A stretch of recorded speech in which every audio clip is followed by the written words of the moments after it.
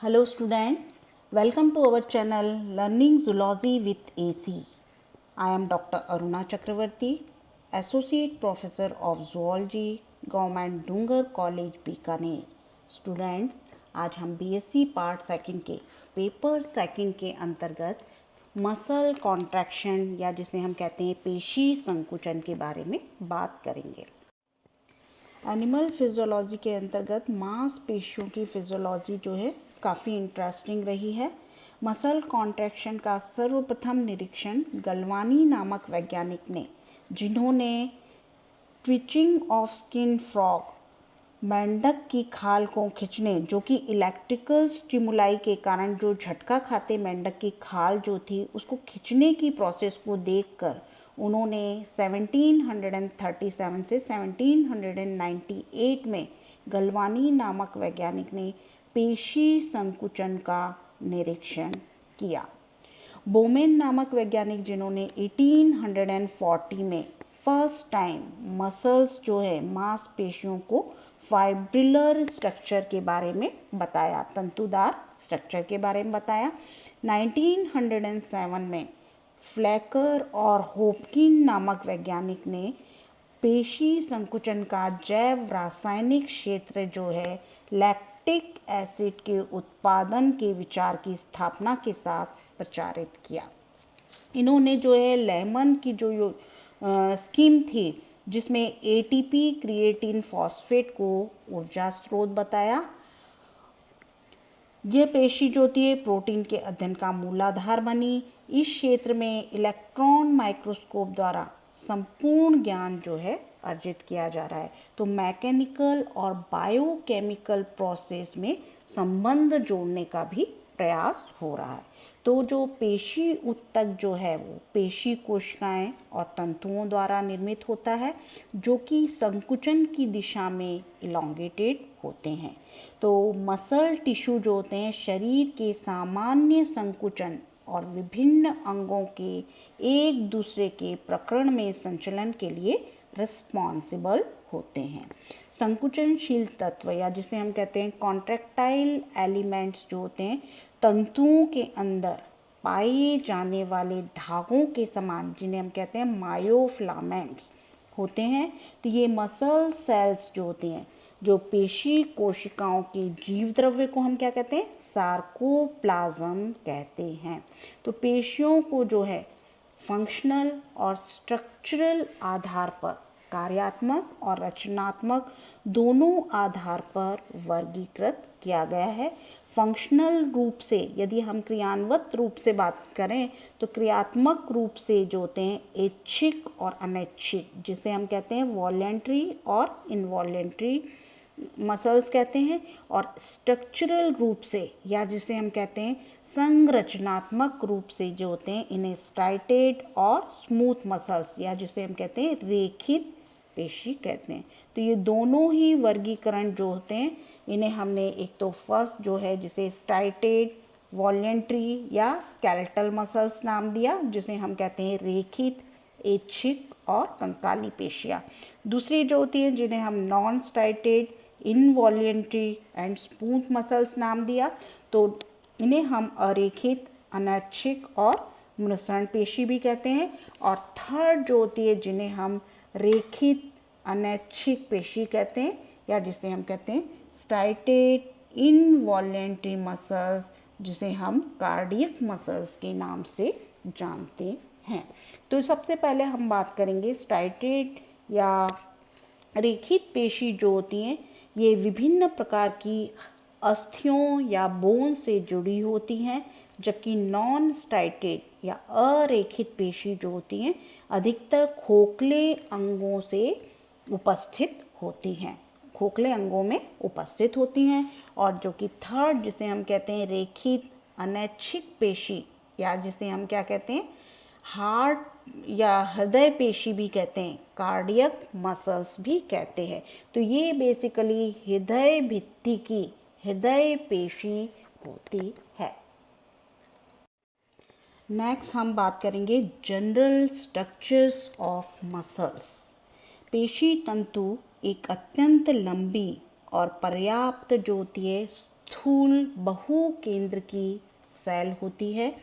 ये एक जो होती है इलेक्ट्रिकली एक्साइटेबल विशिष्ट कोशिका झिल्ली द्वारा घिरी हुई होती है, जिसे हम कहते हैं सार्कोलेमा।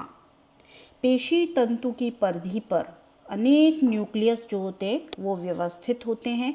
पेशी तंतु जो होती है वो अनेक जो होती है मायोफाइब्रिल्स के एक बंडल का बना हुआ होता है, जो पेशी तंतु की समस्त लंबाई में एक दूसरे के पैरेलल अनुसरण करते हैं।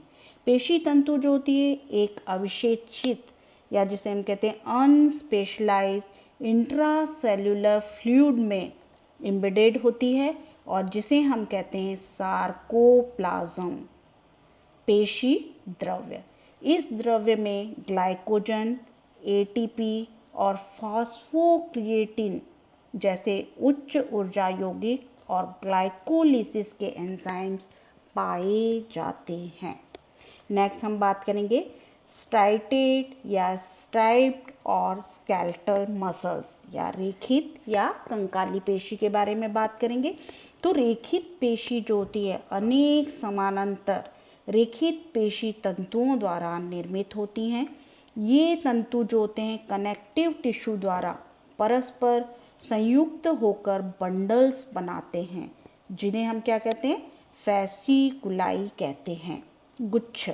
प्रत्येक पेशी में पाए जाने वाले गुच्छ जो होते हैं निश्चित पैटर्न में अरेंज या व्यवस्थित होते हैं। इलेक्ट्रॉन माइक्रोस्कोप में देखने पर मायोफाइब्रिल्स जो होते हैं रेखित दिखाई देते हैं। इसमें अल्टरनेट जो होते हैं डार्क और लाइट बैंड पाए जाते हैं।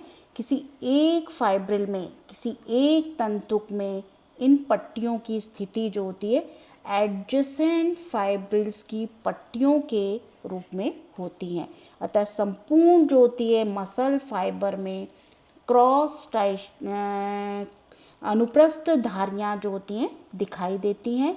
गहरी पट्टियों को हम क्या कहते हैं,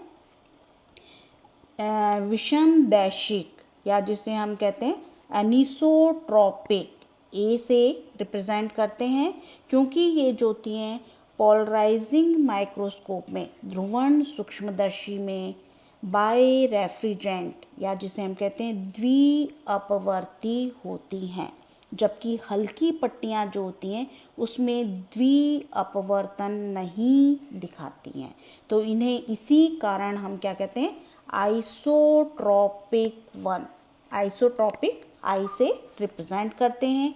ए पट्टी जो होती है इसके मध्य भाग में उपस्थित हल्का क्षेत्र जो होता है जिसे हम कहते हैं हैंसेन्स डिस्क, क्या कहते हैं, हैंसेन की चक्रिका, जिसे हम एच जोन कहते हैं। आई पट्टी एक अत्यंत सघन डेंस होती है, सक्रिय होती है और यहाँ पर जेड लाइन क्या होती है, जेड लाइन या जिसे हम कहते हैं स्विशेन शीबे रेखा, जेड लाइन द्वारा बाइसेक्टेड होती हैं, द्विविभाजित होती हैं। दो जो होती हैं सक्सेसिव जो होती हैं जेड रेखाओं के मध्य स्थित पेशी तंतु के भाग को हम क्या कहते हैं, एक सार्कोमियर्स कहा जाता है। और यह जो होता है उत्तकीय रचना और शरीर क्रियात्मक क्रिया जिसे हम कहते हैं फिजियोलॉजिकल एक्शन की यूनिट या इकाई होती हैं। तो यदि हम इलेक्ट्रॉन माइक्रोस्कोप द्वारा मायोफाइब्रिल्स की ट्रांसवर्स सेक्शन का परीक्षण करें तो इसमें दो प्रकार की लॉन्गिट्यूडनल फिलामेंट्स जो होते हैं निर्मित होते हैं। पहला होता है जिसे हम क्या कहते हैं थिक मायोफिलामेंट्स और दूसरा जो होता है जिसे हम कहते हैं थिन मायोफिलामेंट। तो स्थूल और महीन पेशी सूत्र कहते हैं। स्थूल सूत्र या जिसे हम थिक मायोफिलामेंट कहते हैं केवल ए पट्टी पर पाए जाते हैं तथा प्रोटीन मायोसिन के बने हुए होते हैं। थिन जो मायोफिलामेंट होते हैं पतले सूत्र आई पट्टी पर, आई बैंड पर स्थित होते हैं, परंतु ए बैंड में भी विस्तारित होते हैं। इनका डायमीटर जो होता है 50 एंगस्ट्रॉम। मायोसिन के जो डायमीटर है 100 एंगस्ट्रॉम की अपेक्षा कम होता है। थिन मायोफिलामेंट्स जो होते हैं इनमें एक्टिन, ट्रोपोनिन, ट्रोपोमाइसिन नामक प्रोटीन्स पाए जाते हैं। थिक और थिन जो मायोफिलामेंट्स होते हैं इनके जो क्रॉस सेतुओं द्वारा परस्पर क्रिया करते रहते हैं, जो कि थिक मायोफिलामेंट से नियमित अंतराल पर इमर्ज होते हैं। तो ये जो जंक्शन है, ये जो सेतु स्थल है, पतले स्रोतों की थिन मायोफिलामेंट्स की सतहों के मध्य में 130 एंगस्ट्रॉम की गैप को भर देते हैं। वास्तव में ये क्रॉस जो सेतु वह स्थल है जहाँ पर कि कॉन्ट्रैक्टाइल फोर्स या जिसे हम कहते हैं संकुचनशील बल उत्पन्न होता है। अनस्टाइटेड और स्मूथ मसल्स जिसे हम कहते हैं मृषण पेशी, इन पेशियों को हम अनैच्छिक, अरेखिक या सादी पेशियां भी कहते हैं। इनमें सार्कोलेमा जो होता है वो एब्सेंट होता है। ये पेशी तंतु या मायोफाइब्रिल्स जो होते हैं अस्पष्ट होते हैं। मृषण पेशियां या जिसे हम कहते हैं स्मूथ मसल्स में ट्रांसवर्स जो रेखाएं हैं, अनुप्रस्थ रेखाएं या क्रॉस स्ट्रिएशंस जो होते हैं और इंटरकैलेटेड डिस्क जो होती है वो एब्सेंट होती है। इनमें संकुचन जो होता है वो स्लो और रिदमिक होता है। डिस्ट्रीब्यूशन की दृष्टि से ट्यूब्स शीट्स के रूप में व्यवस्थित होते हैं। इंटरनल ऑर्गन्स जो होते हैं वो पोषण, श्वसन और मूत्र जनन पथ में उपस्थित होते हैं। ग्लैंड्स की जो मुख्य वाहिनियाँ रक्त वाहिकाओं और लसिका वाहिनियों, नेत्र की आइज की जो होती हैं सीलियरी मसल्स और रेक्टर पिलाई मसल्स या त्वचा के ऊर्ध्व रोम पेशियों में उपस्थित या विद्यमान होती हैं। नेक्स्ट हम बात करेंगे कार्डियक मसल्स की। कार्डियक मसल्स या जिसे हम कहते हैं हृदय पेशी, इसमें क्या होता है सार्कोलेमा उपस्थित होता है जो रचना में रेखित पेशियों की सार्कोलेमा के समान होता है। इसमें पेशी तंतु जो होते हैं अत्यंत स्पष्ट होते हैं। तंतु का जो शाखन बार बार होता है, इन पेशियों में ट्रांसवर्स या अनुप्रस्थ रेखाएं जो होती हैं और अंतर्विष्ट चक्रिकाएं जो होती हैं वो उपस्थित होती हैं। हृदय पेशी का संकुचन जो होता है मध्यम जो होते हैं मॉडरेटली रैपिड होता है। प्रत्येक संकुचन के बाद में विश्राम भी आवश्यक होता है। यह केवल हृदय में ही उपस्थित होता है। नेक्स्ट हम बात करेंगे इनर्वेशन ऑफ द मसल्स या जिसे हम कहते हैं पेशी पर स्नायु शक्ति का प्रभाव। तो तंत्रिका पेशी जो होती हैं नर्व मसल सिनैप्स यह वह स्थल है जहाँ पर एक तंत्रिका आवेग किसी पेशी के संकुचन को एक्टिवेट या सक्रियित करता है। पेशियों को संकुचित करने के लिए आवेग जो होते हैं कन्वे करने वाली मोटर नर्व्स फाइन फिलामेंट्स जो होती हैं महीन तंतुओं में विभाजित होती है जो माइन्यूट पैड्स समाप्त होते हैं, जो कि सूक्ष्म गद्दियों में समाप्त होते हैं।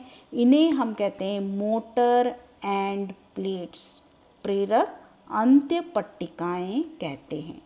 पेशियां जो होती हैं एक्साइटेबल उत्तक होती हैं। ये एक प्रेरक तंत्रिका और इसकी पेशी के मध्य बनने वाले संगम को भी एक प्रकार के सिनैप्स की संख्या दी जाती है। तंत्रिका से पेशी तक आवेगों के संचरण को एक प्रकार का सिनेप्टिक ट्रांसमिशन अंतर्ग्रंथि संचरण कहते हैं। तंत्रिका पेशीय संगम या जिसे हम कहते हैं न्यूरोमस्कुलर जंक्शन का रूप जो होता है वो अंतर्ग्रंथन के समान ही होता है। प्रेरक तंत्रिकाएं जो होती हैं पेशियों को संकुचित करती हैं, जबकि इन्हिबिटरी या जिसे हम क्या कहते हैं अवरोधक तंत्रिकाएं जो होती हैं संकुचन को समाप्त करती हैं। तंत्रिका पेशी संगम जो होता है जो कैसा होता है मोनोन्यूरल या जिसे हम कहते हैं एकक तंत्री तथा बहुतंत्री या जिसे हम कहते हैं पॉलीन्यूरल हो सकता है। नेक्स्ट हम बात करेंगे प्रॉपर्टीज ऑफ मसल्स। तो सबसे पहले हम बात करेंगे मोटर यूनिट या जिसे हम कहते हैं प्रेरक इकाई। इनवर्टिब्रेट में किसी एकल तंत्रिका तंतु द्वारा इनर्वेटेड रेखित पेशी तंतुओं के समूह को मोटर यूनिट या हम क्या कहते हैं प्रेरक इकाई कहते हैं।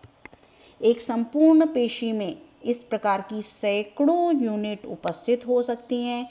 एकल या इंडिविजुअल पेशी तंतु पर प्रेरक तंत्रिका की शाखाओं में नॉब लाइक टर्मिनल जो होते हैं मोटर एंड प्लेट्स कहलाती हैं।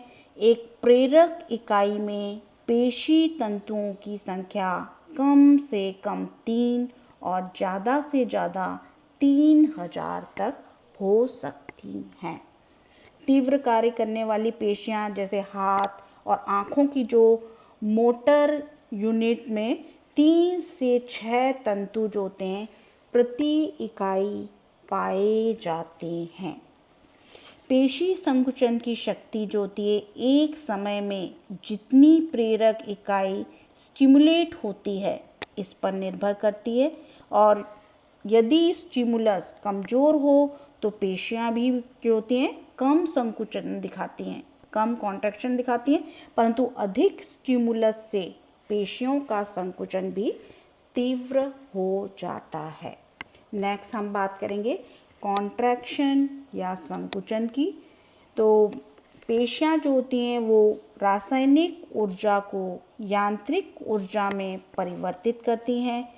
पेशियों के संकुचन जो होते हैं घटकों द्वारा किए गए कार्य भार पर प्रयुक्त नहीं होता है। इसका कुछ भाग जो होता है पुलिंग या जिसे हम कहते हैं खींचने तथा तनाव युक्त करने में प्रयुक्त होता है, जिससे नॉन कॉन्ट्रैक्टाइल भाग असंकुचनशील भाग जो होता है जिसे हम सार्कोप्लाज्म, सार्कोलेमा और कनेक्टिव टिश्यू तनाव मुक्त हो जाते हैं। पेशियों का आकार में भी घट जाना ही संकुचन होता है। इसके लिए ऊर्जा वसा तथा कार्बोहाइड्रेट के मेटाबॉलिज्म से प्राप्त होती है। संकुचन के बाद में रिलैक्सेशन अवस्था आती है और इसमें भी ऊर्जा जो होती है उपयोग में आती है। तो इस अवस्था को हम क्या कहते हैं एक्टिव स्टेट या हम सक्रिय अवस्था कहते हैं। तो हिल नामक जो वैज्ञानिक था इसने 1950 में परिभाषा, इसके अनुसार परिभाषा जो थी सक्रिय अवस्था वह भार है जिसे एक पेशी बिना लंबे हुए या संकुचनशील पदार्थों पर तनाव पड़ने से भी घटने या बढ़ने न वाली या जिसे हम कहते हैं संकुचनशील पदार्थों का यदि तनाव मापा जा सके तो इन माध्यमों को बिना विचार में लाए कोई भी संकुचन लाए बिना सह जाए। तो इस अवस्था में विश्राम जो होता है शुरू होने से अंतिम पूर्ण विश्रामावस्था तक ऊर्जा जो होती है वो प्रयोग में लाई जाती है। नेक्स्ट हम बात करेंगे आइसोमेट्रिक कॉन्ट्रैक्शन। आइसोमेट्रिक कॉन्ट्रैक्शन या जिसे हम कहते हैं सममितीय संकुचन। तो जब एक स्टिमुलस पेशी अपने भार या लोड को हिला सकने में असमर्थ होती है तथा लंबाई में छोटी नहीं होती है तो पेशी संकुचन को हम क्या कहते हैं, आइसोमेट्रिक या सममितीय कहा जाता है। और यद्यपि तनाव जो होता है विकसित होता है, पेशी जो होती है मसल टोनस में भी वृद्धि हो जाती है तथा मैकेनिकल जो फंक्शन है निष्पादित नहीं होते हैं और व्यय की हुई समस्त ऊर्जा ताप के रूप में शयित हो जाती है। तो पेशियां जो होती हैं वो सममितीय संकुचन द्वारा शरीर की बॉडी पोस्चर को मेंटेन करती हैं। नेक्स्ट हम बात करेंगे आइसोटोनिक कॉन्ट्रैक्शन, समतानी संकुचन।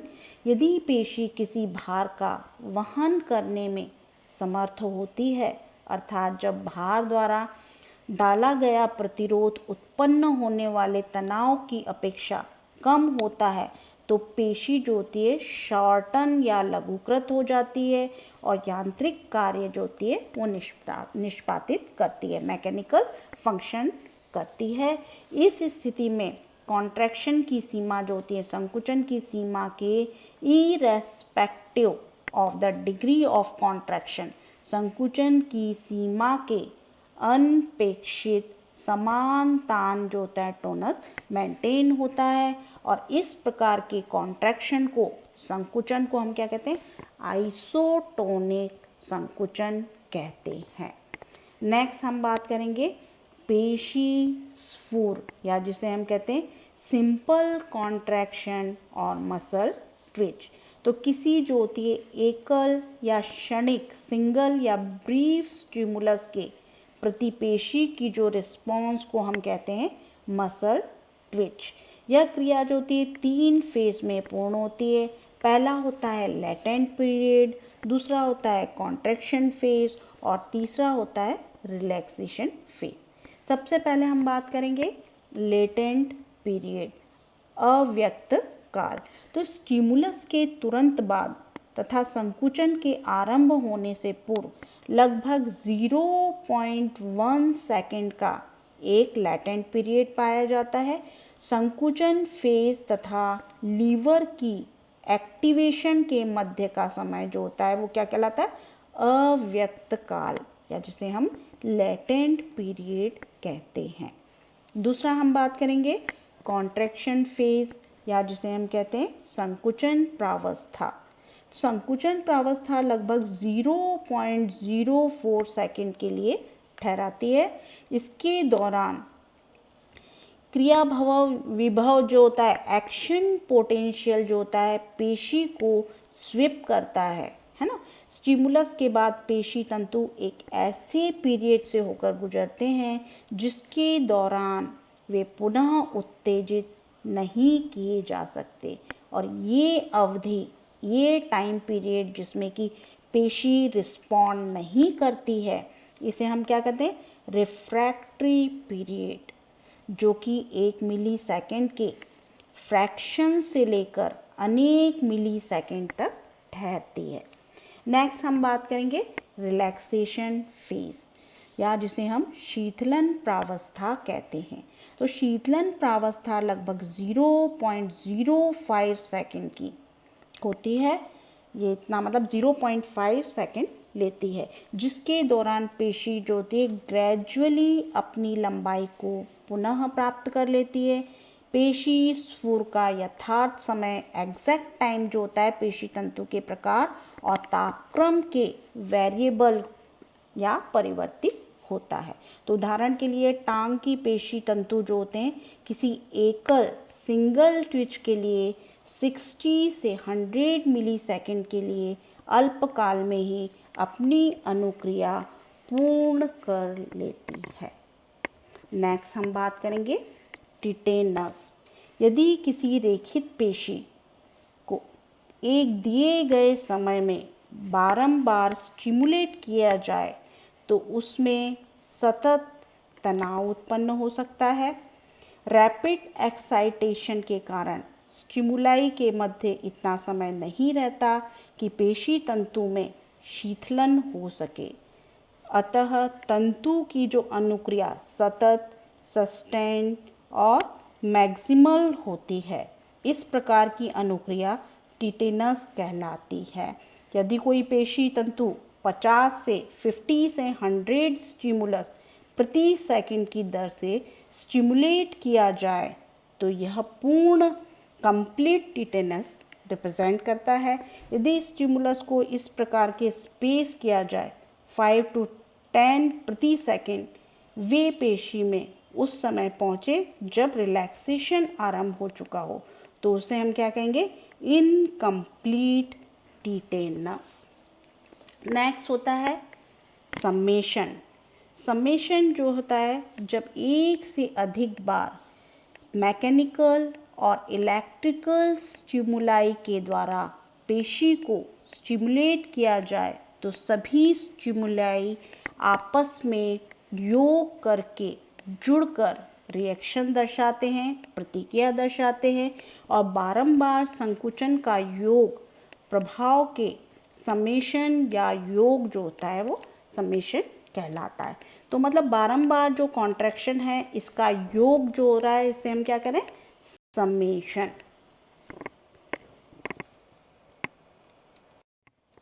नेक्स्ट हम बात करेंगे मसल फटीग या जिसे हम कहते हैं पेशी शांति। तो पेशी तंतु जो होते हैं पर्याप्त समय टिटेनस को मेंटेन करने में समर्थ होते हैं, जिसके उपरांत संकुचन बल जो होता है प्रोग्रेसिवली डिक्रीज होता जाता है और अंत में एक ऐसा बिंदु आ जाता है जिस पर संकुचन सर्वथा रुक जाता है। इस प्रकार की स्थिति में पेशी को हम क्या कहते हैं? फटिग या शांत कहते हैं, जिसका रिजल्ट क्या होता है? पेशी के कार्य करने की क्षमता डिक्रीज हो जाती है। और पेशी शांति जो होती है इसके दो कारण होते हैं। पहला, ऊर्जा के तत्कालिक स्रोत का कार्य करने वाले उच्च ऊर्जा फॉस्फेट जिसे हम कहते हैं एटीपी तथा फॉस्फोक्रिएटिन का समापन, और दूसरा जो होता है वेस्ट प्रोडक्ट या अपशिष्ट पदार्थ जो होते हैं इनका संचयन। नेक्स्ट हम बात करेंगे physical changes during muscle contraction. पेशी संकुचन के दौरान भौतिक परिवर्तन। तो पेशी संकुचन के दौरान बहुत सारे परिवर्तन होते हैं, जिनमें से मुख्य भौतिक परिवर्तन, पहला हम बात करेंगे शॉर्टनिंग या लघुता।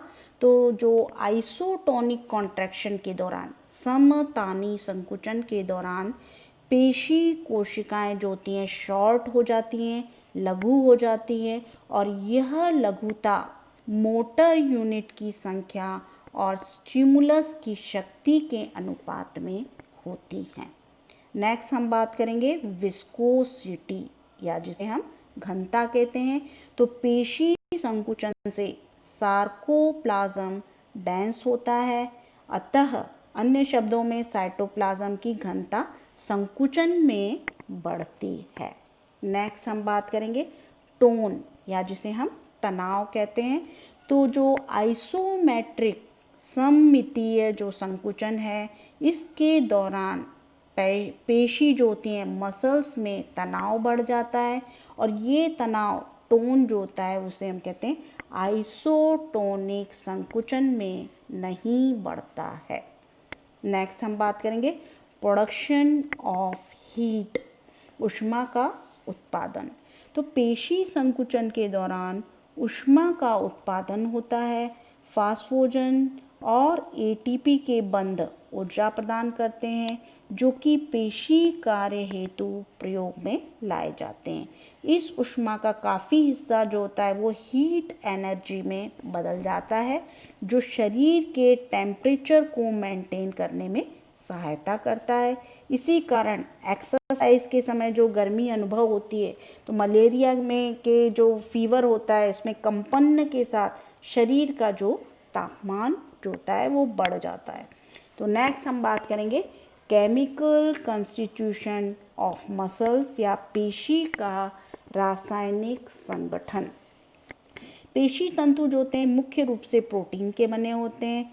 इस ऊतक का लगभग 20% भाग प्रोटीन द्वारा निर्मित होता है, जिसमें 75% जल होता है और शेष 5% में अकार्बनिक पदार्थ, ग्लाइकोजन, डेरिवेटिव और अन्य कार्बनिक पदार्थ पाए जाते हैं। तो जो थिक मसल्स होती है, स्थूल पेशी तंतु मायोसिन द्वारा निर्मित होती है, जबकि थिन मायोफिलामेंट्स जो होते हैं इनमें एक्टिन, ट्रोपोमायोसिन और ट्रोपोनिन पाए जाते हैं। तो सबसे पहले हम बात करेंगे मायोसिन। मायोसिन जो होते हैं सर्वाधिक प्रचुर पेशी प्रोटीन होते हैं जो कि ग्लोबुलिन होते हैं। अत्यंत बड़ा अणु है जिसका मॉलिक्यूलर वेट 5 लाख होता है। ये लंबा होता है, पतला होता है ना। तो ये लंबा और पतला अणु होता है। पेशी में ये मैग्नीशियम मायोसिनेट के रूप में पाया जाता है, जिसमें एटीपी जुड़े हुए होते हैं। एटीपी का 1 मोल प्रत्येक 1800 ग्राम मायोसिन से जुड़ता है। मायोसिन में 2 भाग होते हैं, एक तो होता है हल्का और दूसरा भारी भाग। भारी हिस्सा जो होता है जिसे हम कहते हैं एच मीरोमाइसिन, जिसका मॉलिक्यूलर वेट 3,29,000 होता है, जबकि हल्के जिसे हम लो एल मीरोमाइसिन कहते हैं, इनका जो भार होता है 1,26,000 होता है। तो एकल मायोसिन अणु में 2 हल्के और 1 भारी जो होता है मीरोमाइसिन होते हैं। नेक्स्ट हम बात करेंगे एक्टिन। तो निम्न आयनिक सांद्रता वाले विलेनों में एक्टिन अनेक गोलाकार सब यूनिट के एग्रीगेशन के फलस्वरूप बनने वाले मोनोमर के रूप में होता है, जिसे हम कहते हैं G actin. Polymerise G actin को हम कहते हैं एफ एक्टिन। एक्टिन जो होते हैं पतले तंतुओं का मुख्य रचक होता है। थिन मायोफिलामेंट जो होते हैं इनका रचक होता है। नेक्स्ट हम बात करेंगे ट्रोपोमायोसिन। पेशी तंतुओं के कुल प्रोटीन का 3 से 8% तक ट्रोपोमायोसिन का होता है, जिसका मॉलिक्यूलर वेट 61,000 से लेके 1,50,000 तक होता है। इस प्रोटीन में अमीनो एसिड्स, प्रोलीन और ट्रिप्टोफैन जो होते नहीं होते हैं। ये 2 रूप ए और बी में पाया जाता है। नेक्स्ट है ट्रोपोनिन। ट्रोपोनिन जो होता है एक महत्वपूर्ण कंट्रोल प्रोटीन, नियंत्रण प्रोटीन होता है, क्योंकि ये कैल्शियम आयन की अनुपस्थिति में एक्टिन और मायोसिन की परस्पर क्रिया को रोकता है। कैल्शियम आयन के स्तर के अनुसार एक्टिन जो होता है एक्टिवेशन को रेगुलेट या नियमित करता है। तो नेक्स्ट क्लास में स्टूडेंट्स आज हमने मसल कॉन्ट्रैक्शन के बारे में बात की। नेक्स्ट क्लास में हम मसल कॉन्ट्रैक्शन की जो थ्योरीज हैं, थ्योरीज ऑफ कॉन्ट्रैक्शन, पेशी संकुचन के सिद्धांत के बारे में बात करेंगे। तो थैंक्स फॉर वॉचिंग।